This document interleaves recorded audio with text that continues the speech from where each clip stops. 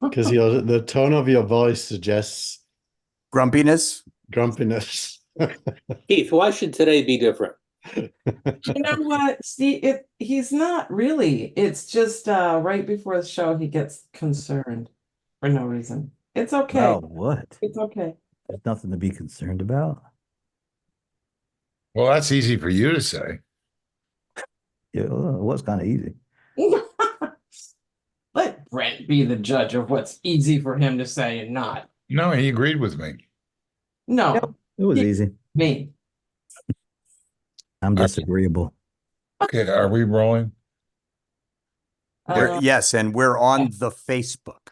Okay, so we're streaming to Facebook, Anybody see LinkedIn? LinkedIn, Brent. I'm going there as we speak. And there's Twitter Steve is Gillmor. live. It is live on LinkedIn. Live on LinkedIn and Twitter, X Twitter. Yep. Okay, All right. X Twitter we're good with, and YouTube. So we're streaming the Gilmore Gang. We're about to start. Places everybody, and I'll get Steve close up here. And he'll be... Okay, can you Whoever's got go their a little bit more? their audio on, turn it off, please. Okay, and we're gonna go mute is off, and we're gonna go in 3, 2, 1, and Hi, Steve Gillmor here. This is the Gillmor Gang. Joining us from the headquarters of Speaking Too Soon is Brent Leary. Welcome, Brent. I guess that's a step up from the state of confusion. So, hello. Well, that's easy for you to say. It was. Hi, Brent. Hello, Tina. Nice hat. It's an old school Rams, the original Rams logo from like the 40s. Nice. What a collection. It's just getting started. From Palo Alto, California is Keith Tier. Fridays are always stressful for me. This is a Friday. And I just had my team meetings. Now I've got the gang. After that, I'm recording That Was the Week. But tomorrow's Saturday and Manchester United are playing. So what can we complain about? Nothing really. Woo! Well, I'm glad you worked that all out in that one opening line. So Exactly. I went from misery to happiness in That's a good thing. From the framework of Massachusetts is Dennis Pombriant. Given everybody's mood, I want to propose that when we have the gang, this show on Fridays, that we change the name to Verklempt. Okay. What does declamped mean? Verklempt. Verklempt. It's a highly emotional state. It's one of those fun Yiddish words, I'm verklempt. and which never seems to have an exact translation. That's why Yiddish is so rich. Is it related to sphincter in any way? No, It should be. no. Well, I've seen a few vaudeville acts that make the connection. I think that's a new catchphrase we've got here. Is it related to sphincter? Yeah. A little bit like no Hawaiians. Remember that? Yeah. We're gonna have to cut that one out too. Okay. Okay. From my extreme right is Tina Chase Gillmor. Okay. Hi there. Hello. It was threatening to rain here. It sprinkled. We're doing fine though. It's a cloudy day, but I'm feeling warmer and I feel like we're about to have some fun. Oh, so you're not Verklempt. I'm not verklempt at all. From the Duchy of UK is Frank Radis. Duchy of Cornwall. Corny, the Duchy of Corny. Are you really in Cornwall? No, but I'm corny. Oh, okay. That's Western England. I don't know. Keith, where's Cornwall from London? It's out of my zip code, so I It's couldn't one of tell the you. longest journeys you can take. It's the Pacific facing point at the very bottom of England, that is actually got palm trees and white sand beaches. Really? Pacific? How long does it take to drive there or to take a train there? It's about 4 or 5 hours train or drive. You can fly there in an hour from Gatwick. Hmm. Hmm. I may have to check that out. It may be one of those places I need to go to. Newquay, Oh. Newquay. Newquay New is. Key. Okay. New Key, like, I'm going there in Where? April, actually. Oh, yeah. A friend of mine has a 70th, and she's rented a house in Cornwall for about 6 of us to spend a week with her. That's her. She's spending the whole year spending a week at a time with different groups of friends. wow. Well, Frank's coming. That does sound fun. Keith, Yeah. isn't the terminus of that peninsula called Land's End? Yes. John O'Groats at the top of Scotland, Land's End at the bottom of Cornwall, and people walk it. It takes them months. Sort of like the Appalachian Trail here. Yeah. Wasn't there a zombie or a end of the world movie called Land's End? I think there was. By the way, I said Pacific facing. I did, of course, mean Atlantic. Well, Thank we you. we I- kind I- of knew that. Asking about that. I was Yeah. confused. Yeah. People must have been doing Funny. gymnastics in their head trying to figure how that could work.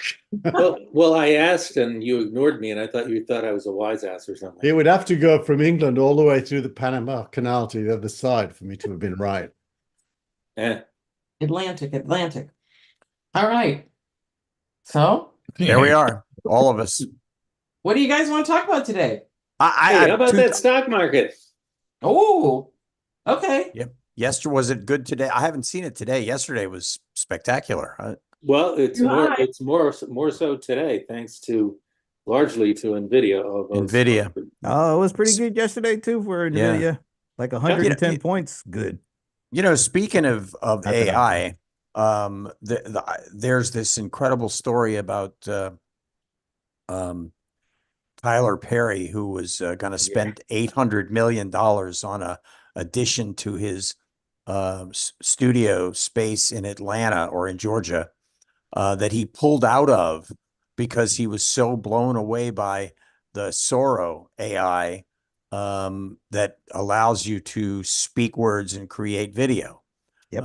And I, you know, and then there was an awful lot of chatter later on the social media stuff about people, you know, saying, well, remember the end of audio studios and keep an eye out for other studios and what they might do. And I don't know, it just seems like, you know, if that is the reason why Tyler Perry did it, I don't know what it says. It's an incredible story. That's what it says to me. It says he thinks he'll be able to do it for a lot less. Well, he won't need his big studio anymore. What does That's it what I say? mean. What does it say for new types of production? What does it say for shooting with cameras? And what does it say for the new types of studios that have the full environmental background, digitally enhanced, that sort of stuff? It does. Is it necessary anymore? He seems to think it won't be necessary in the future. Have you seen some of that footage that Sora thing is creating? I've seen a couple of examples of it, and it's. I don't want to say it's scary, but I think it's scary. It is scary good. Yeah. And I think there's a video that Marcus Brownlee put out, a really famous YouTuber. He's got like 18 million subscribers. And he did this video featuring some of the stuff that he did with Sora.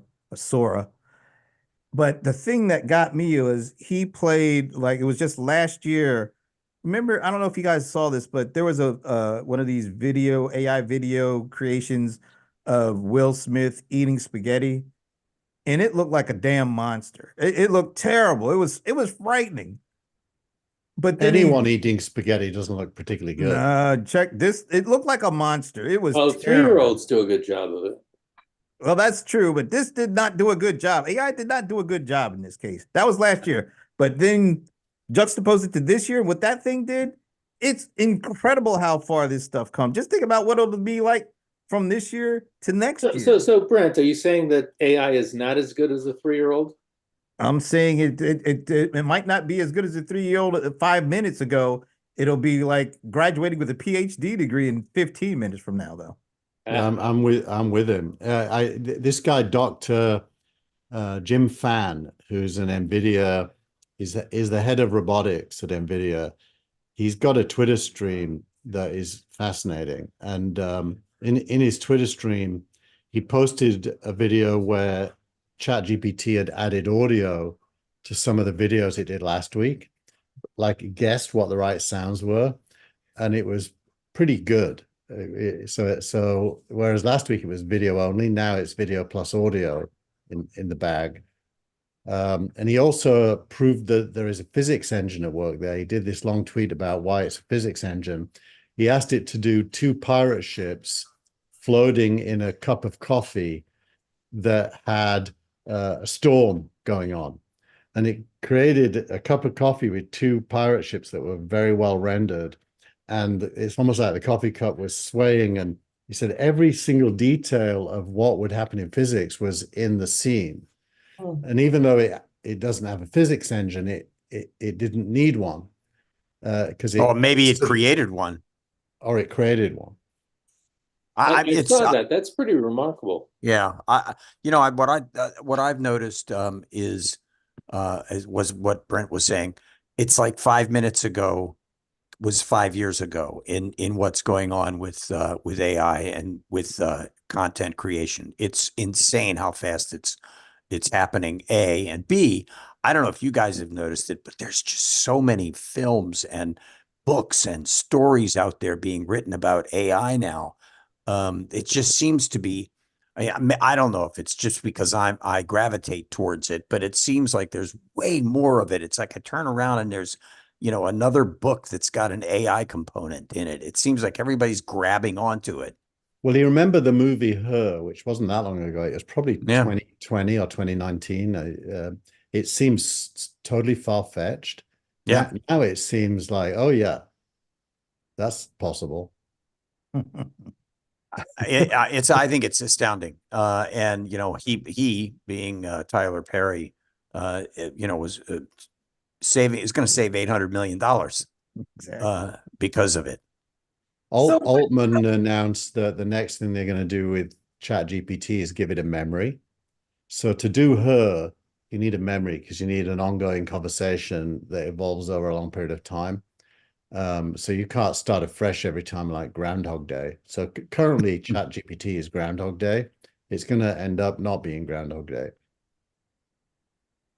Well, that's interesting. I think about how the AI can be used on the discovery portion of the new bundled streams.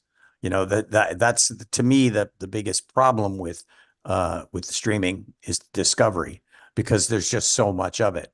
And it has yet to take advantage of AI to make that work. Look, I mean, why is it that you can't automatically have the first thing that pops up on your screen is the last show that you watched if you didn't finish watching it? Why do you have to go search for that every time? I mean, there's simple things like that, but there's certainly a lot more to it. And I think that's going to come up really soon, especially with, Disco Bros and the deals that are being made with some of the other streamers in sports. I think you're going to see it happen sooner rather than later. What happens when, because what I'm hearing is that this is sort of taking us by surprise that AI is growing and producing such sophisticated results. And so we're anticipating that, that growth is just going to be ongoing or exponential. So what happens when the technology sort of outstrips or comes before we can really use it? Stuxnet, that's what happens. Is there a danger of that? in any way. And I I don't think Tina, do you remember the first time you used PageMaker first time, well, I remember back or then. something like it? Yeah. Quark Express, PageMaker, any of those? What happened is for the first time you had fonts and colors and sizes. I remember making the ugliest stuff using it just because you could. And so I think what happens with new tools is the first phase is you just play with them and you think you're good at using them. So you do a lot of stuff that, is really bad either quality wise or bad in the sense of pernicious. And then eventually it all settles down and the tool finds its fit with what its real use case is. And I think that will happen here. I think there's a lot of crazy stuff happening now. Like a lot of the videos that people are producing are nuts. The prompts are, why would you even want two pirate ships in a coffee cup? Oh, I'd love that. So I think it's playful now and learning, but eventually it ends up being functional.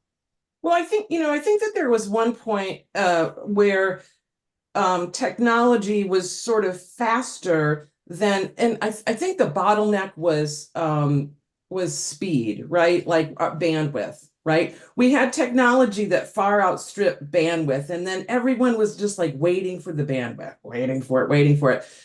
And now we have that. But there was like a mismatch there for a while. And I'm wondering what's going to be the bottleneck with AI? Is it going to be humans? Are we going to be the bottleneck?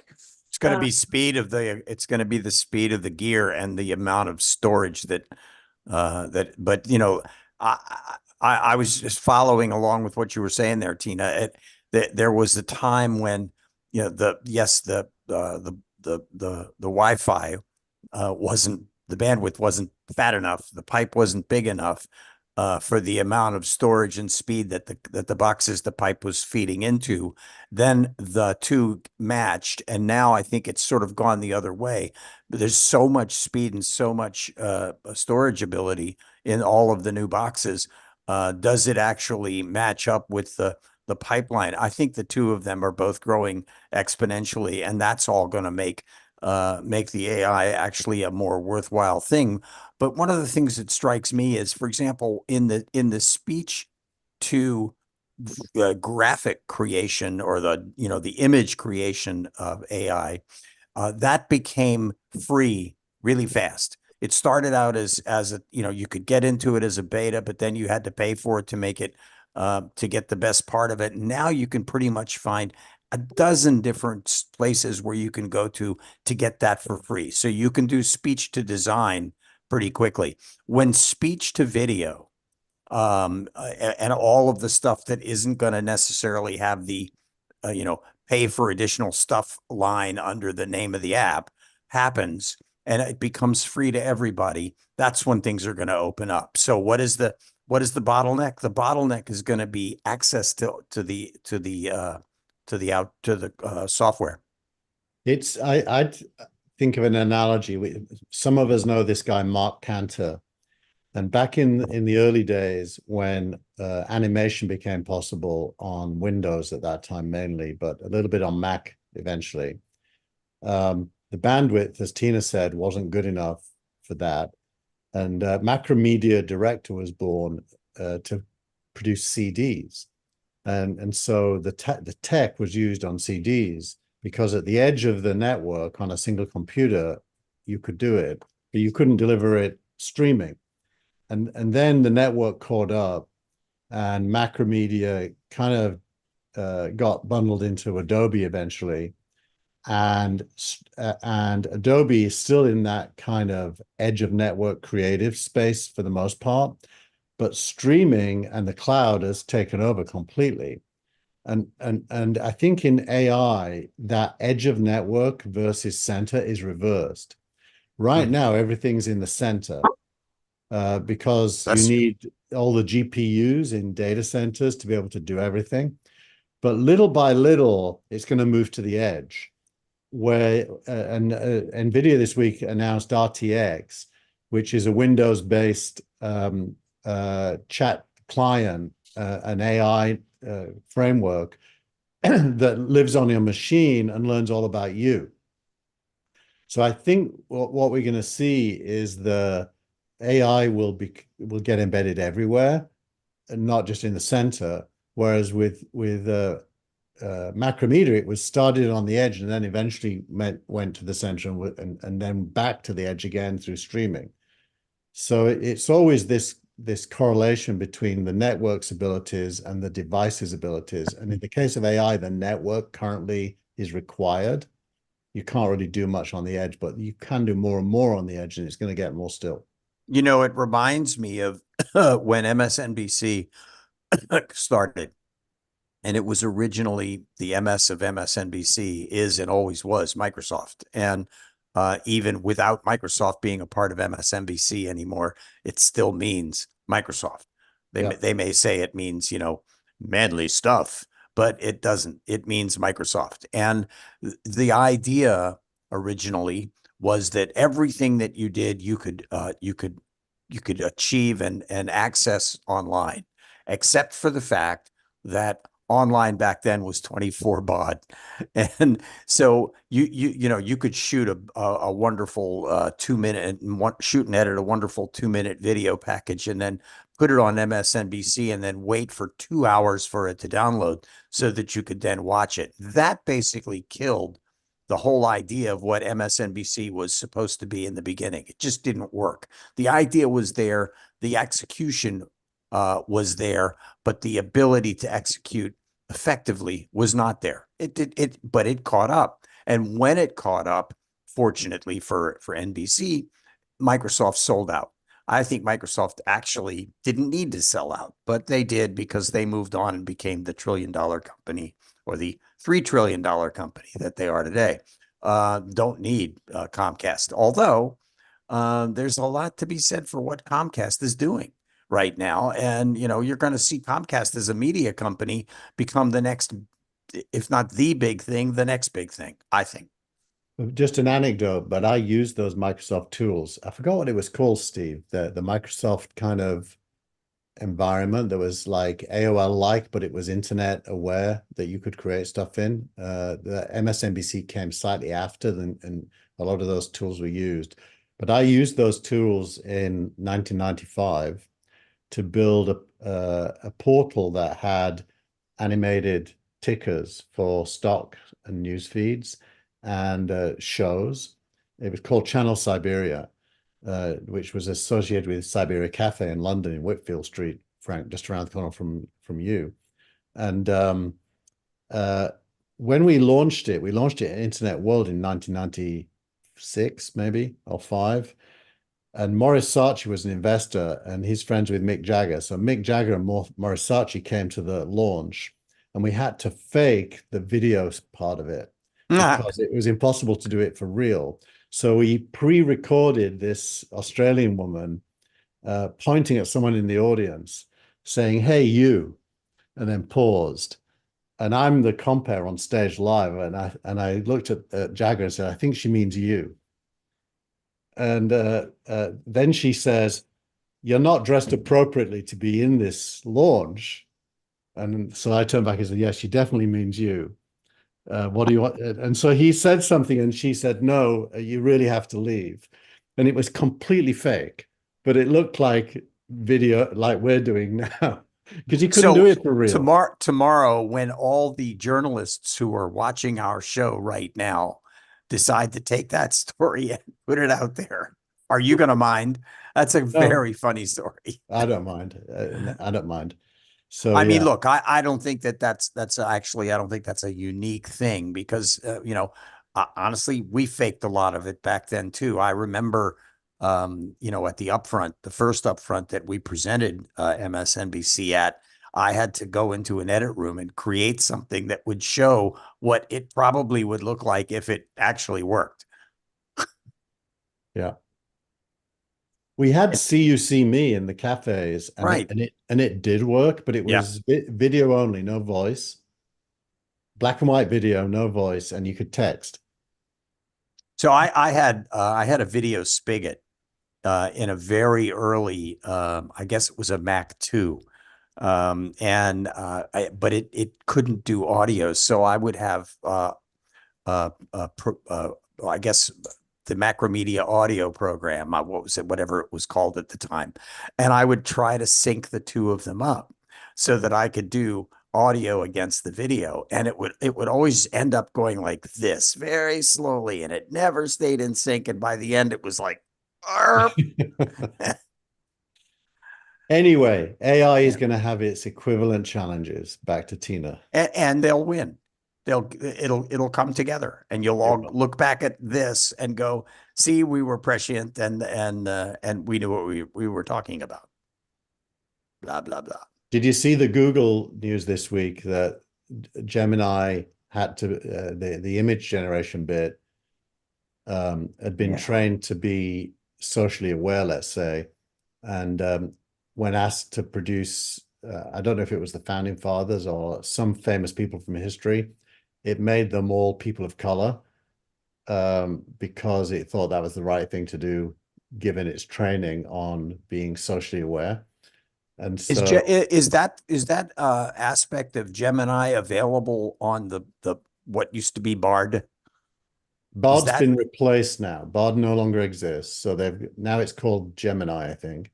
And I'm saying, is that available to the average user, or is that something you have to pay for? You just got to log in using your Gmail account and go to a Gemini Plus, I think it's called. You can get a free trial, and then it's $20 a month. They also this morning, by the way, announced Gemma, which is Little Gemini. And Gemma is for running on phones and your computer, going back to the theme we were just discussing.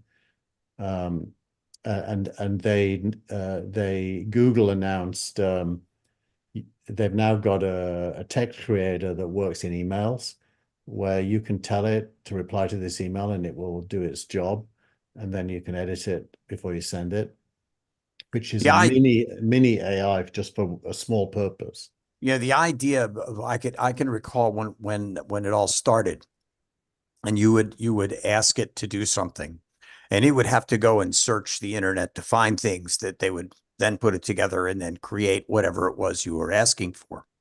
And then you were able to take something and put it into the AI and say, rewrite this for me. And it would come back at you with something that was, pretty good, actually. Well, so that then goes to the big assumption here is that the interface to computing power becomes spoken, no matter what it is you're trying to produce. Now, obviously, that wouldn't be true for something like what we're doing here. It's for creation as opposed to performance or live. But I read this article this morning. I code in a language called SQL, and this article was saying that no one will need to learn SQL. You'll be able to just tell a computer that you want to query a database, and it can figure the SQL out. And that's already true. I tell ChatGPT to write SQL for me, and it does. And it's not always right, and it's iterative, but eventually it gets there. And that saves me a lot of time. But I think it is very likely that you'll just say, what with this, what's the trend in this week's sales? And it will give you a graph and tell you. Fascinating. And you know so what else is fascinating? And this is like a Keith. Sorry, this is kind of a harsh segue, but we're all talking about this AI stuff in NVIDIA. Does anybody know how long it took for the first company on the stock market to go over $1 trillion in market cap value? Keith, do you know that? I've got to believe it. I don't know if it was Apple. It might be Saudi Aramco. I don't know which was the first company to do it. And if I knew which company it was, I could probably guess. I think it was Apple. If it was Apple, then I'd say like 30 to 40 years. Yeah, it's been that long. Apple. I thought they made note of it at the time. Yeah, so it took them 30 years, basically 30 years roughly, for a company to finally cross the $1 trillion market cap value, right? So, and then on top of that, Do you know how long it took to go from 1 to 2? Because It was fast. it was Yeah, fast. yeah. Well, This NVIDIA is just became the third one to do it. And, Less you than know, yeah, and it took them like less than a year to break Yeah. from 1 trillion all the way to 2 trillion. So This if is you fascinating. follow Evan Shapiro, this is exactly what he talked about in his current newsletter. I think he published it today with his new chart showing the trillion-dollar companies, and he talked about how he was big on NVIDIA and exactly what you're talking about, Brent. It's fascinating stuff. And OpenAI, I'll predict, will get to $1 trillion Faster than anybody else. faster than anyone's ever done. Yeah. I could see that. It's just amazing that we're talking like this, where Apple and Microsoft were the only two, I think, before NVIDIA. And NVIDIA just kind of, I mean, it's just exploded on people.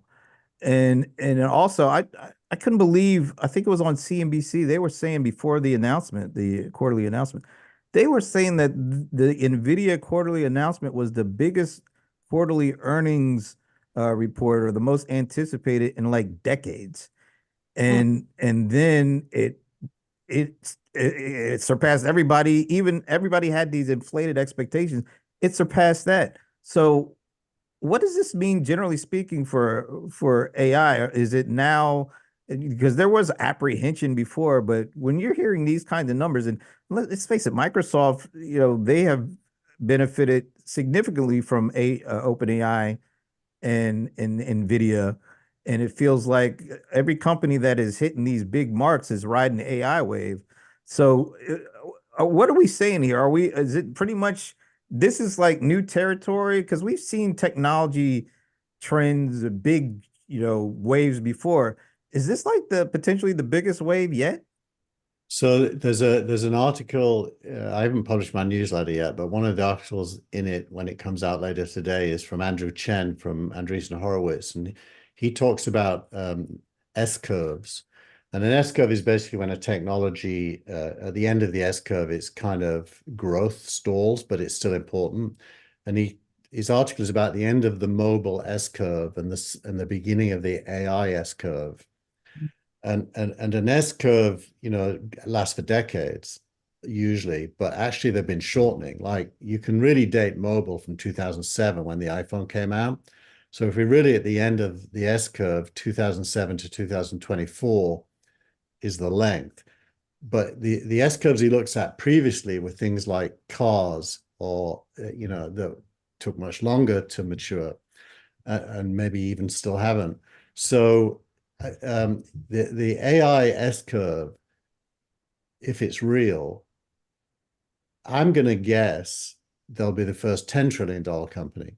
So you think that today NVIDIA is overpriced, but probably it isn't. And it, others that will come in its wake, like OpenAI, seems super expensive right now, and people talk about a bubble, but probably it's very, very underpriced, just like Amazon was in 2002. Keith, I just wanted to say a couple of things. I follow S curves quite a bit as well, and the one thing that we should keep in mind is that S curves can be nested. So I think the super cycle S curve that we're sort of in right now is IT, which probably got started in late 1960s, probably the PDP 11.8. No, PDP 8, I'm sorry. We're probably getting close to the end of that. And when we look at AI may be replacing IT as the next dominant S curve. And within that, you'll see a lot of smaller S curves. Just as with IT, you had mainframes, you had mini computers, you had PCs and networks and the internet. Those were all smaller, much smaller S curves, but they contributed to the elongation of it. It's funny how this conversation that we're having now has completely overshadowed what Apple was hoping for with the release of their new device. Wow, I hadn't even thought of that. You're right. I mean, there was so much hype right after the Vision Pro went live. And it feels like that was forever ago, and it wasn't really all that long ago, was it? Like No, a it couple was of like weeks? it was a couple of weeks ago. Yeah. Amazing. I used mine last night to IMAX just released their Vision Pro app. Yeah. Oh my God. Really? So you were sitting there watching the full IMAX experience from your. They What had about they had the trailer for the new Planet of the Apes in IMAX, and it Wow. really is IMAX. I mean, but you're sitting in your sofa. Did you feel like you were in the movie? Yeah. No, I mean it's like Wow. right on top of you and huge. You have to actually turn your head around to see the whole scene, like you do in an IMAX theater if you've ever been to one of those. So wait a minute. The screen stays there, and your head goes from left to right. You're seeing the edges of the screen without it. Yeah. Yeah. Everything's static for you. And then they've got all these wonderful Earth ones. I started watching this one to do with the solar system that NASA did that is IMAX, and you feel like you get a sense of falling from a great height because it really feels as if you're in the stars. It is amazing. And So that I discovered this fantastic new guitar the other day on Denmark Street, and it pulled me away from buying the Apple device. I'm trying to figure out how do I buy both of them, but it'd be like a 10,000 pound expense. So I don't know. It's like buying a car. Yep. So what's great about the guitar? Tina was trying to tell me I should buy it to keep my other two guitars company. Yeah. Go for Well, it. what's important about this new guitar? Is it a 6-string? Oh my God, it's basically a throwback to a famous guitar from the 60s. And it literally is a brand new guitar that's been built by the Fender custom shop, designed after a famous guitar from the 60s. It's really a throwback guitar, and Is it the Stratocaster? no, it's a B Bender Telecaster. It's just absolute. It's like a country and western guitar, but it's just crazy expensive. It's never mind. I don't want to talk about guitars. Is it solid body? It's a solid body. Yeah, it's a solid body. I'll put a picture of it on the chat. I'm gonna bite Brent. I couldn't see exactly what you were showing us. So what's the Oh, I just saw this notification that came up. Nikki Haley's plummeted? popularity has plummeted among GOP primary voters. Who wrote that? The Republicans? It says, according to January's national NBC News poll, 34% of Republican primary voters view Haley in a positive light versus 36% who have a negative opinion, a net -2 net rating.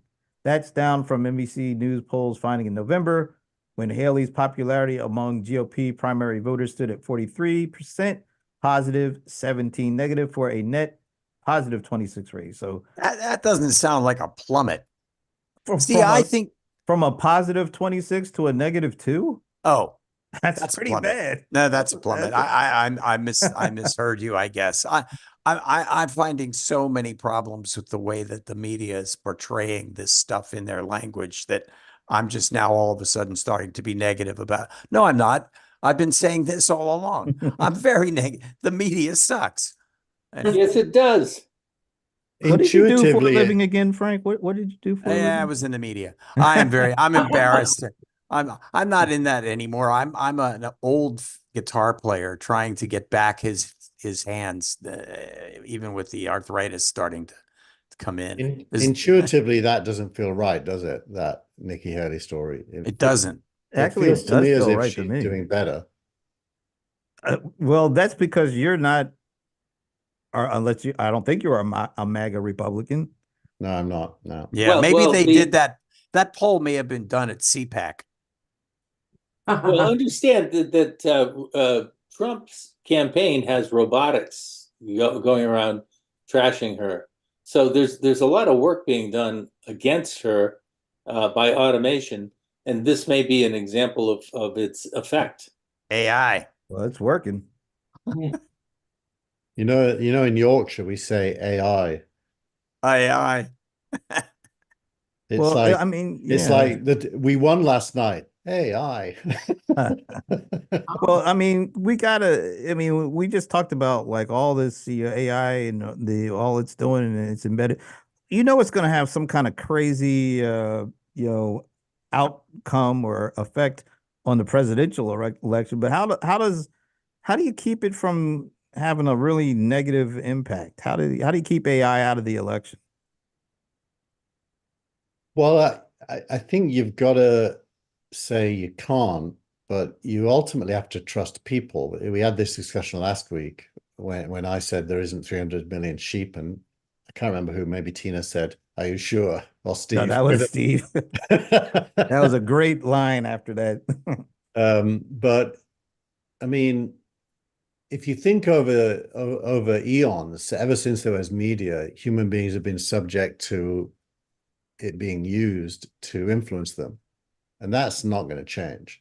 And all that really happens is the tools get better and better to influence people. But I actually don't think you can brainwash people. I think ultimately people have a resistance. Once it feels wrong, they resist. And once the facts come out, like with this guy that accused Biden of taking 5 million, you you know so the truth ultimately matters. I think what you're saying is right. I would position it as a lie has a shelf life. Um, Almost any trend has a shelf life. I'm a big fan of paying attention to the burned over district in Western New York in the 19th century, and how many revivals and religious awakenings started there, and they all petered out eventually. But for a time, they burned with the white hot consistency. Today, we're looking at Donald Trump, who had white hot consistency in 15 and 16, but the more time goes on in this year, the more we're seeing that the guy is an emperor walking around in his BVDs. and that makes you wonder. I mean, Thanks for you that can't image, Dennis. can't What's trust that? the polls. You can't trust the media. Who can you trust? I I don't think want to trust my I eyes if that's the image you just put in my head. But thanks, Dennis. think the polls have been extremely accurate. Ah, They are. The polls in are accurate. aggregate, Accurate. No, I accurate in thought you talked aggregate. about I thought you talked about the people in Poland. They're accurate. Now, you know what? I look at I sent it around in the chat this week. I look at emerging ideas, small things that I think ultimately are going to have a big impact. Everything that's happening with reproductive health is big and pointing towards this election. Hmm. The Houston, Alabama. the Houston Chronicle endorsed Biden for president already this week. I put this in the chat. Maybe nobody read it. I don't know. But my God, Texas. This is you know, I don't know how they predict weather now. They look out at the ocean and say, "Oh, there's a cloud. We're going to have a snowstorm on the East Coast." Somehow they do it, and I'm looking at this and I'm saying to myself, "There's going to be a blue landslide in November." What? Well, I don't know Wow. whether that's right or wrong, and I don't really have an opinion, but I do know that You when, do have an opinion. You've raised your hand for Trump winning the election. well, yeah, but that's different than No, it's not. yeah, I was talking about my opinion about the blue landslide. So usually when there's bifurcation in society, and which Trump, of course, encourages, polarization, if you will, people peel off on both sides. Now, in this current moment, I would not be surprised that the Houston Chronicle feels it has to peel off away from Trump, but it could end up being the isolated one. If in Sure. other words, is it making a good call from its own point of view, given the people that it serves? I haven't got a good feel for, but I don't read it as being necessarily. It could be that they're being stupid from their own point of view. Well, I look at it as Trump is hitting his asymptote, and his asymptote has always been below 50. And he's there. And he's got a lot of headwinds with verdicts against him or judgments against him and uh, trials coming up. I think it's going to be a tough road to hoe. I Yeah. would think that with judgments against him this time around, it's got to be hard for publications to throw their endorsement. You Yeah. know, when you've got some legal issues that have been settled, how can you say, yeah, and that guy's the best one? Well, It's- more importantly than that, if you read the Chronicle's endorsement, it had very little to say about Trump. What it talked about was Biden and all of his successes, the success with COVID, the success of the economy, the success of jobs, and the legislation that he's passed, and the green economy. It went on and on and on. Those are all fact-based things that Trump can't respond to. Hmm. How So is it that a guy like Jamie Dimon boldly supports Trump? Well, you go to business school, and I But mean, it- but- I know the answer to it. That was kind of a rhetorical question. It just strikes me as, oh my God, I want to move my money from Chase.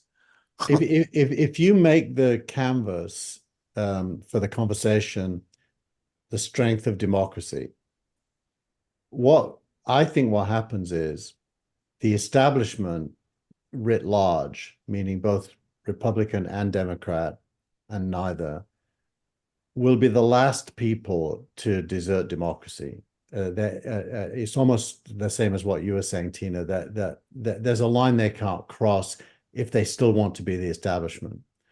And however, there are people who don't care two hoots about that do cross that line, and they're the Trump supporters. Well, And- even at CPAC, somebody said publicly, we are going to take down democracy. I Right, mean, now- that's a quote. Right. So on the if the canvas is history, hopefully there's no tipping point when the establishment throws their hat in with the other side. Now, if you look at examples in history where authoritarianism has won, the establishment generally caves and goes with it, even like the Catholic Church will. So if you want to think about the weather vane for history, it's where's the establishment at? And I mean the establishment with a small e, people who consider themselves to be, the core of society, if you will. And I don't think the establishment is with Trump, right? Actually, I think I think you're Trump's misreading these signals. could be. Well, either argue with me or agree with me. No, I mean that you characterize me as having opinions. I don't really. I have observations that create partially formed views that I'm prepared to say out loud, but I'm prepared to listen to why I'm wrong. Oh, well, that's your saving grace, but that's not what I'm talking about.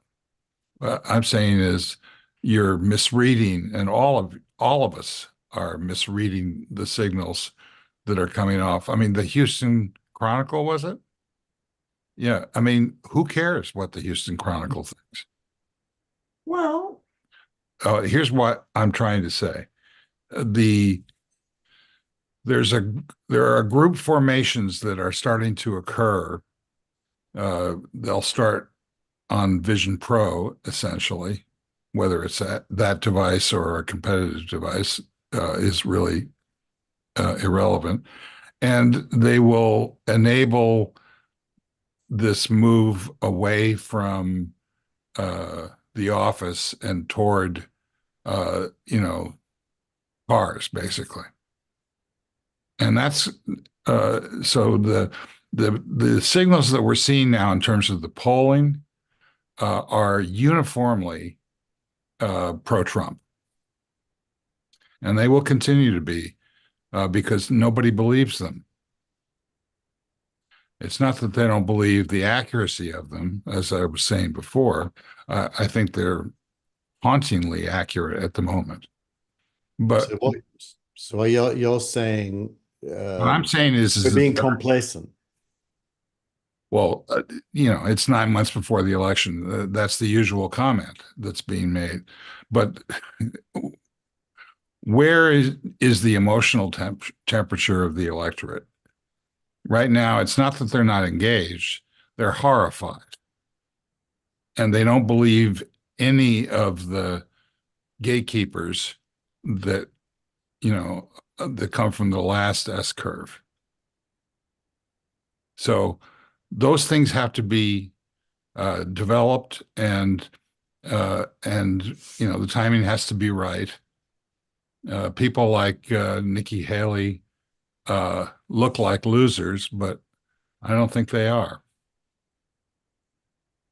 Well, Not in terms of she's not going to win the Republican nomination, not with her issues. But, her impact on the Democratic race is substantial because she's pointing out that whether or not it's going to happen in this election or the next one, that the Democrats are losing the ability to be able to react to the constituencies that they've lost over the last 30 years. They're really not part of the conversation. It's funny that it looks like what we were talking about last week about what could happen to the Democrats if they end up going to a convention where things can change. It feels like that's sort of where she wants the Republicans to go. But she's having more impact on what is going to happen with the Democrats. And yes, Biden is not going to quit. no, Right. and he's going to win. I think so. Yeah. But what is the S curve for him winning? Not doing a debate. What? Not doing a debate. No, I don't know what that means. You mean for Biden winning, Steve? Yeah. I think it's mainly not fucking up. Excuse my French. Not doing a debate. Well, I don't understand what that means. Not doing a debate. I'm not interrupting you. I think Frank. Keith, I just want to understand what Frank is trying to say. That's fine. Not debating Trump. Yeah. Well, Trump won't debate. I don't think. Trump's been all over wanting to debate Biden. Now, when he gets there, he'll probably not show up, but that's a whole other issue. I'm being a little bit facetious. I think that's what I'm trying to understand. So you're being a little facetious. Yeah. To what end? What are you trying to say? It's not good for either of them to do a debate, but it might be worse for Biden. Let me peel that back, Frank. I think what you're saying is his sole weakness is his state of recollection and memory, which leads to him saying things that everyone knows are mistakes. Yeah. He's got all the strengths that Dennis and others have referred to do with his track record. His weakness is personal. I do also actually personally think he's got a weakness on the border, and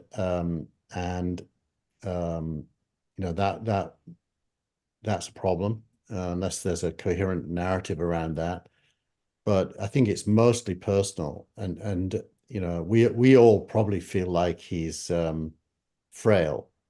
Do you think the border is as big an issue for the rest of the country as it is for the South?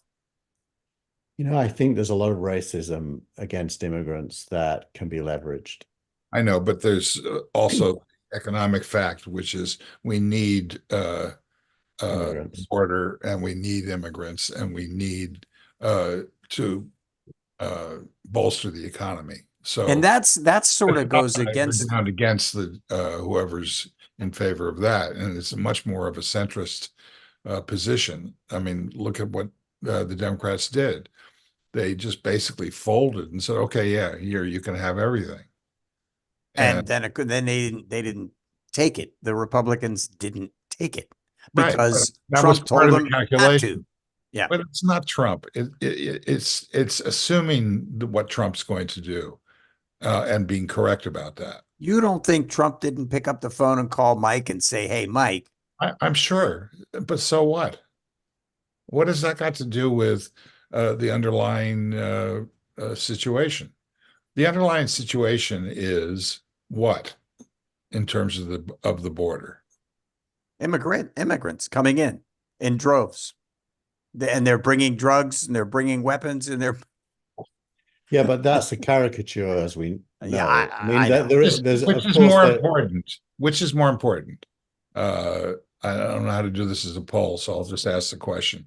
Which is more important, the clear tendency on the part of the Supreme Court to move through the social issues and outlaw same-sex marriages, outlaw, down the line, Birth control. what they're going to do, basically use the route around of Dobbs and apply it to all other issues.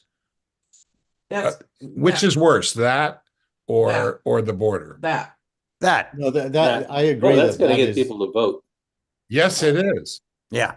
no, I agree. It's way worse. It's the Handmaid's Tale coming to life in front of our eyes, and if that, but weirdly, that doesn't feel like a campaign issue right now. It's like we talk about it, we're aware of it, but I think it's because we think about it. I don't feel as if that's a defining campaign issue at the moment.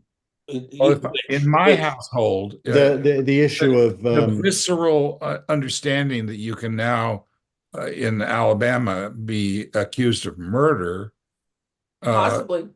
uh, you know, I mean, that's what's happening. the frozen embryo thing. Yeah. Yeah, I mean, it's No, But think wait that's a a minute. campaign issue? But you can't use a frozen embryo to take a tax deduction.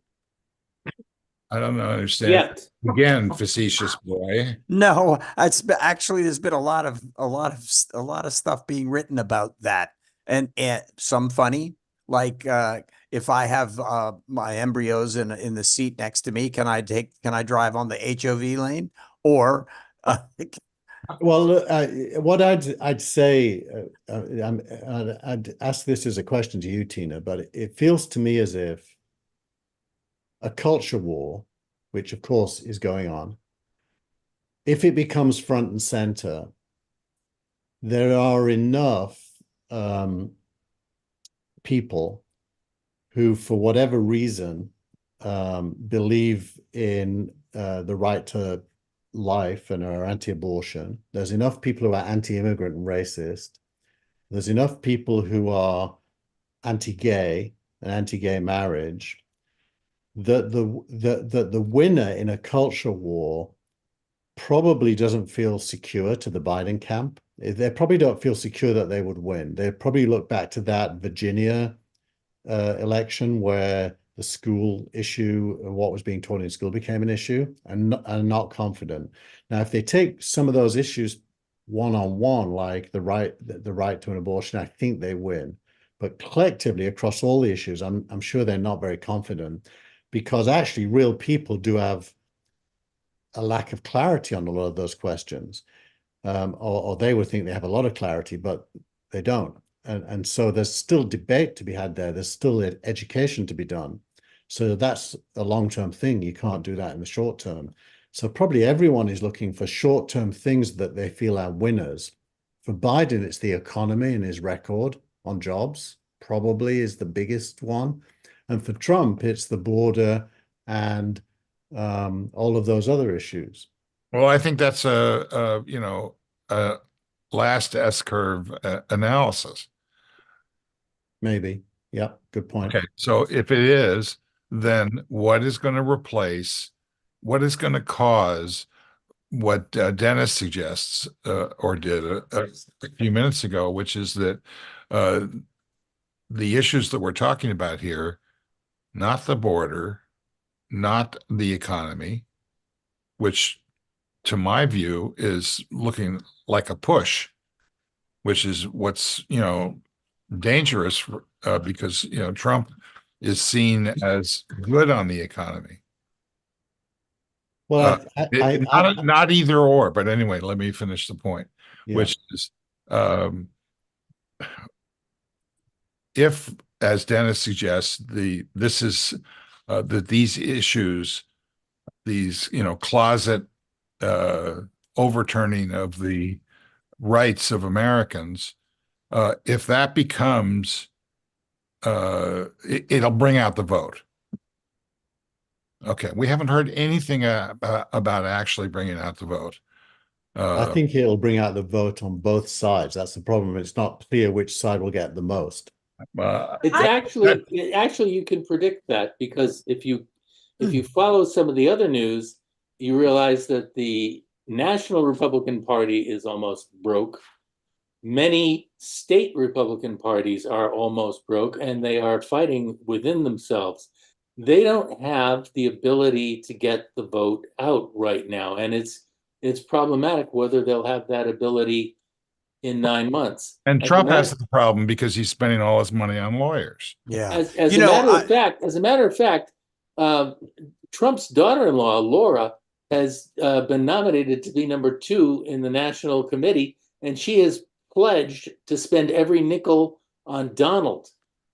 What does that do? What does that do for house races or dog catcher races or anything else? Well, that's a good sign for And that's what Michael Steele was saying the other day.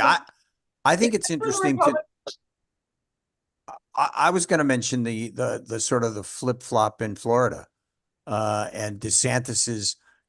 It's a small issue when we're talking about all these bigger issues, but he did a flip flop on the books issue and is now starting to point fingers at other people for having made the decisions that he made on banning books.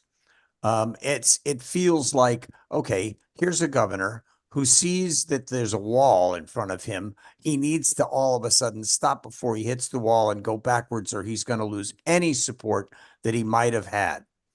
A, and B, didn't he just say he would not even consider being the vice president? He wants to keep thinking about the state of Florida. He wants to rule himself out before he's ruled out, which yeah. All of that sort of goes down the same road as I'm discussing. He wants to rule it out before he's ruled out. But DeSantis can't win, because even if he's putting the brakes on, his Surgeon General is starting a measles epidemic in Broward County. Maybe you haven't seen that, but his Surgeon General just did everything he could to reverse any common sense measles quarantining, or not quarantining, vaccination or other treatments to contain an epidemic. Florida is going to be rashy very soon. And I just want to, I know, Tina, you wanted to talk about this, but I said, just as long as it's talked about, and we've been talking about what you wanted to talk about. Oh, we'll let Tina talk. Tina's turn. I'm going to let, but I'm the bully in charge here. So I just want to say something about the Vision Pro. I virulently disagree with anybody who thinks that it's past its peak. I think what's going on is that everybody is now saying, well, if this doesn't work, and this doesn't work, and this doesn't work. And Keith, are you riding in the Kentucky Derby? I know I'm going skiing. Yeah. Okay. It's nice looking though. I think I'll come back. I'll come back. I don't think we're saying that it doesn't work. I believe that it works, and I believe that it is a. No, it doesn't work, because it doesn't work in terms of collaboration yet. Yet. Okay.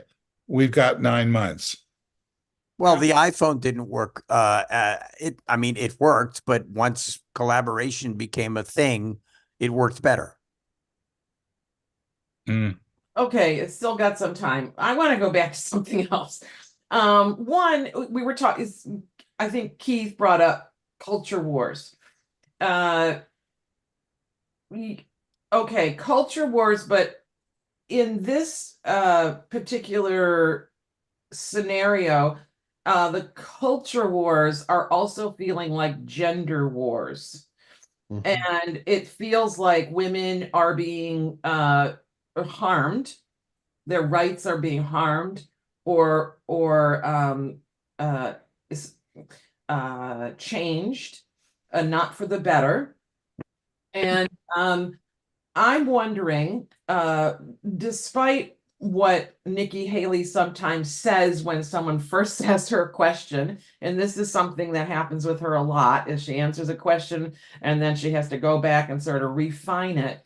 But I am starting to wonder whether more Republican women might like to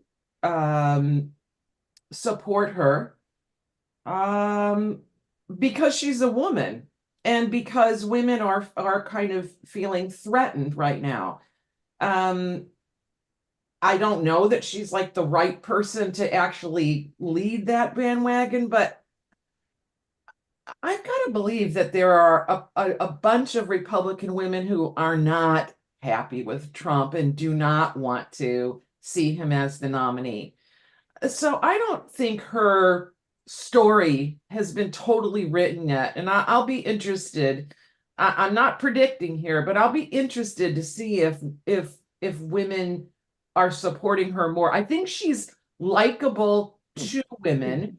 There are some women that just seem like they rub women the wrong way, and I don't think she's one of them.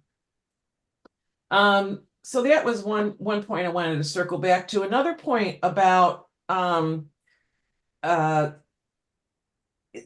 border crisis versus the economy, if you want to state it in those terms. You know, we can look at the this presidency and see, like, yeah, there was some leniency going on in the border, and we've got a lot of immigration happening. So at the same time, our economy's gotten better. So couldn't they create a story of, like, okay, yeah, we've got immigrants coming, not that we want them to come in all this way, but they have, and our economy is doing well. Maybe there's a little bit of a correlation where we can kind of support that sort of making the best of a bad situation kind of thing. I don't know. One would See, hope. the Republicans would love you to do that because their whole thing and is very effective. Is to embrace zero-sum thinking. As long as they can tell you that your rights are being trampled by somebody else, they can divide the country. They can divide us and make it hard for us to elect people. And that's what they're doing with all this abortion stuff. It's what they've always done. It's what they've done with all kinds of racism. Your rights are being trampled by black people who are taking your jobs or whatever. If you get above that, then you can make progress. There are a couple of times in American history when we have gotten above that. We have made progress, primarily because it was the zero-sum thinking was exposed as being just too stupid. And I think we're at another point like that in American history, thanks to Donald Trump. We're looking at a Congress that is completely unproductive, that can't pass legislation to even pass a budget or protect our allies. We're looking at That's seen as a plus by many voters. well, it's not. Many is not most. and elections run on most. Mm. And everything I'm seeing is not most. I'm seeing a lot of loudmouth minority. I don't mean racial minorities. I mean minority thinking. This is the tyranny of the minority. And at some point, the majority actually gets pissed off and changes things. I don't know You if know, it'll happen this year. wouldn't we have thought, though, that there would have been more outrage about the fact that the primary witness in the Biden's impeachment case was somebody who was filled with information from the Russians? Don't you think that that might have been something that? No, because I assumed that from the beginning. There's some really It nice, was elegant. conventional wisdom that the Republicans don't have anything against Biden Mhm. other than his age. That's all they got. And There the was and some elegant go ahead, Dan. research published by Tversky and Kahneman about this very issue. It's not a 50-50 situation. People are much more cautious and unwilling to accept good news than they are to accept bad news. Hmm. I mean, I think the original experiment was I can't remember how to say it, but there was a bet, and how much would you bet if you were pretty sure you were going to win something, and it turned out that the winning had to be about 2.5 times the bet in order for most people to take it. So how much would be the determining factor? Right. So the whole Biden Smirnoff $5 million whatever it was $5 million fiasco. That's part of the accumulation. It takes a lot of accumulation to move the needle. Keep That's accumulating. the S curves that Steve was asking for. The S curve is optimism and pessimism in a way. We live in very pessimistic times where we're all pretty cynical about outcomes, and we lower the bar of what the definition of good is to accommodate that. And when we lower the bar about the definition of good, that's an S curve right there. If you think of the optimism, let's say of the 60s, which followed the pessimism of the 1930s,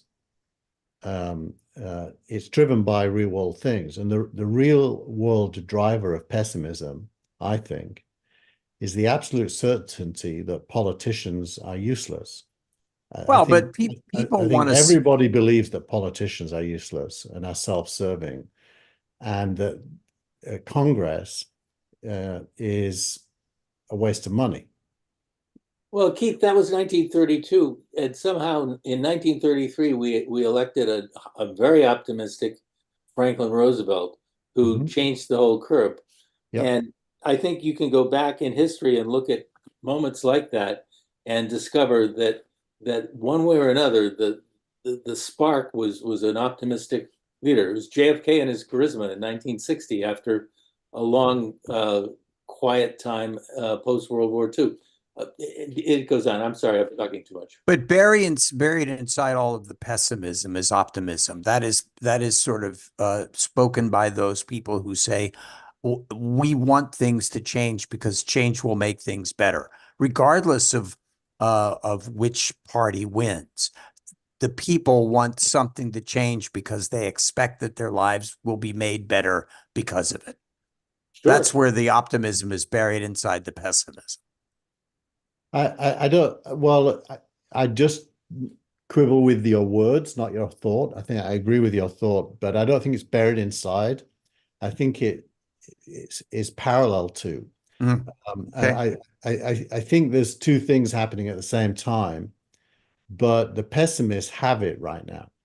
And to Dennis's point, that can turn on a dime. There has to be a catalyst, but an AI might be a catalyst, by the way, but it could go the other way. I thought you said Catholic for a minute. So I have this app called Feedly. Me too. Me Yeah. too. A bunch of us By the use it. way, it's fantastic on here. Oh, yeah. Well, What? the share button on Safari on the Vision Pro includes Feedly as a target. So you can be surfing the web on Safari over here, click the share button, says Feedly, and it goes into your Feedly feed. Oh, that's great.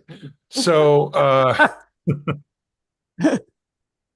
mean, you got to get something for your $5,000. Um, so Feedly, the whole AI conversation just leaves me completely cold. That's why I didn't say anything for about 45 minutes. But in Feedly, there's this little like so and so. It's a AI thread generator of things that, based on my other decisions and inputs and what I read, and I have no idea what the format is, but it. Okay, Dennis, we'll wrap this right in a second here. That replaces about 4 hours a day of work for me. Not because it's all that good, but because it just rules out 99% of the stuff that I would have to manually cope with. And eventually, whether it's doing it now or will later, it's going to improve because my reactions to that feed are going to train it. That's the whole, transformation engine kicking in. So it's my favorite AI thing ever. Well, and then it does kind of line up with what we were saying earlier, where AI can really improve is, or where it's going to make a leap is understanding us, becoming us, making the decisions before we even have to get to it and do that final Yeah, edit or that's approval right. or whatever. A better version of us. And the Vision Pro. Thought my children were, but turns out I was wrong. The Vision Pro thing is just a no sale for me because I sit next to this genius and I want her to know what I'm thinking and vice versa. So there has to be a collaboration point. And all of these negative, there's a very good an interview in Stratechery or whatever it's called, uh, with Matthew Ball, who's a really smart guy about a lot of this stuff. And they just basically they go back and forth about this, and it's all about the cost of the guest experience and how it's crap and how it's already going to cost you more and it's not going to get you what you want. When we get to what we want in that, which is a across the board, digital group, that's going to change the politics. Now, whether we get there this election or it's the next election, I certainly am not sure. All right. Last thoughts. Who is it who has to jump? Dennis has to jump. So, Dennis, last thoughts. Blue Wave, November 2024. Well, that other than what you've been saying the whole time. Blue Wave. There you go. That was different. What color is that? That would be blue, like Blue. my shirt. Okay, Frank. Studio films with female leading roles sink to a 13-year low and a catastrophic step backwards, according to a diversity report from USC Annenberg. I think that's something I was going to bring up so we could discuss it, but maybe that can be held for next week. I mean, regardless of how much Barbie did for the motion picture industry, that's a pretty astounding statistic, I think. Lies in the face of what happened at the Grammys.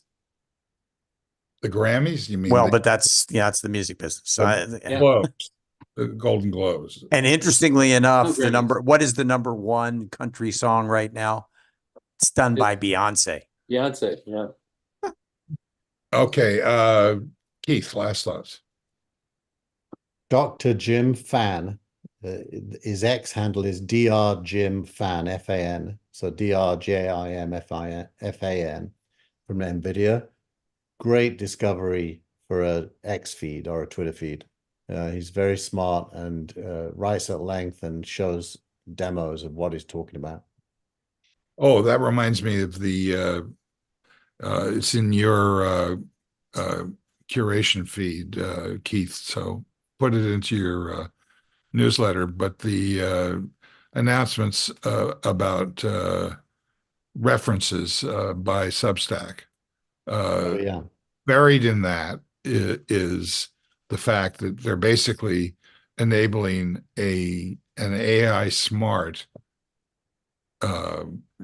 feed, which contains who everybody is going to be available to broadcast who they think is interesting and important. It's going to explode that experience. Tina, last thoughts. Excuse me. Well, I think we can see that they're coming for our embryos. They're coming for our family planning. They're coming for our birth control. Heed the warning. Get ready. Start the fight, or else it's going to be you, your daughter, your next door neighbor, whatever, who's going to be caught up in government, in our government, in our bedroom, government, in our reproductive rights. It's just, Fight the theocracy. Blue wave. yeah, boy, that judge just, that was just an amazing amount of church and state conflict right there. I mean, I can't Yeah, I but can't even fathom state, it. yeah, there are 50 states that we have to plow through now. And There's a blue wave. Last thoughts, Steve, last thoughts for you. yeah, I've already said them. No, really? Yeah. Okay.